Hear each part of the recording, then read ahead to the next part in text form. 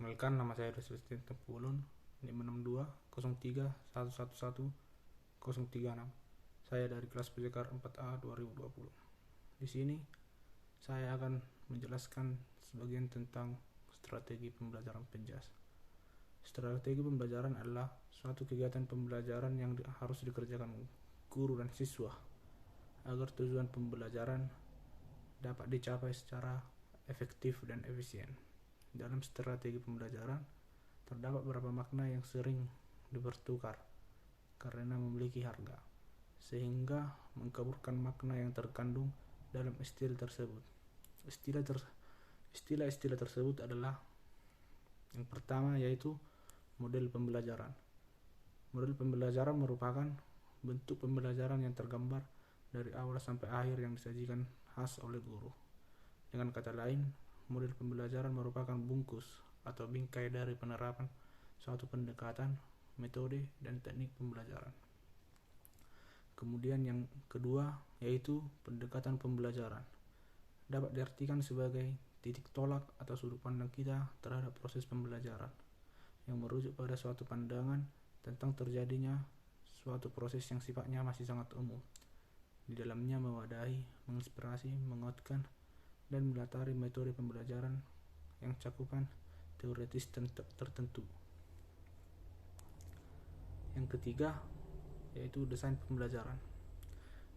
Desain pembelajaran merupakan ilmu untuk menciptakan spesifikasi pengembangan, pelaksanaan, penilaian, serta pengelolaan situasi yang memberikan fasilitas pelayanan pembelajaran dalam skala makro dan mikro untuk berbagai mata pelajaran pada berbagai tingkatan kompleksitas.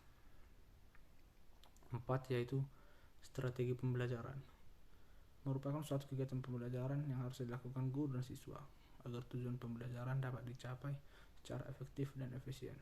Dalam strategi pembelajaran terkandung makna perencanaan, artinya bahwa strategi pada dasarnya masih bersifat konseptual tentang keputusan-keputusan yang akan diambil dalam suatu pelaksanaan pembelajaran. 5. Metode pembelajaran dapat diartikan sebagai cara yang digunakan untuk mengimplementasikan rencana yang sudah disusun dalam bentuk kegiatan nyata dan praktis untuk mencapai tujuan pembelajaran.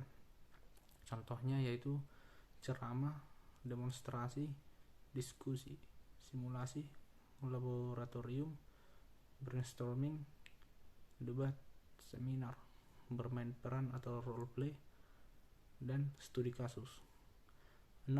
Teknik pembelajaran dapat diartikan sebagai cara yang dilakukan seseorang dalam mengimplementasikan suatu metode secara spesifik.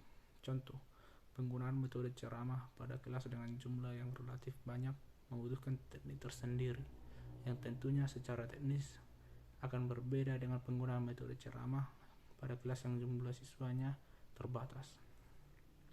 7. Taktik pembelajaran. Taktik pembelajaran merupakan gaya seseorang dalam melaksanakan metode atau teknik pembelajaran tertentu yang sifatnya individual. Contoh, terdapat 2 orang sama-sama menggunakan metode ceramah, tetapi mungkin akan sangat berbeda dengan taktik yang digunakannya. Dalam penyajiannya, yang satu cenderung banyak diselingi dengan humor karena memang dia memiliki sense of humor yang tinggi.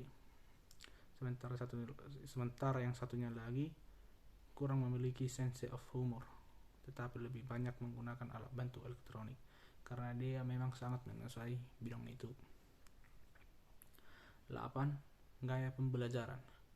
Gaya pembelajaran merupakan kecenderungan siswa untuk mengadaptasi strategi tertentu dalam belajarnya sebagai bentuk tanggung jawabnya untuk mendapatkan satu pendekatan belajar yang sesuai dengan tuntutan belajar di kelas atau sekolah maupun tuntutan dari mata pelajaran. Demikianlah yang dapat saya jelaskan tentang materi strategi pembelajaran. Atas perhatiannya, saya ucapkan terima kasih.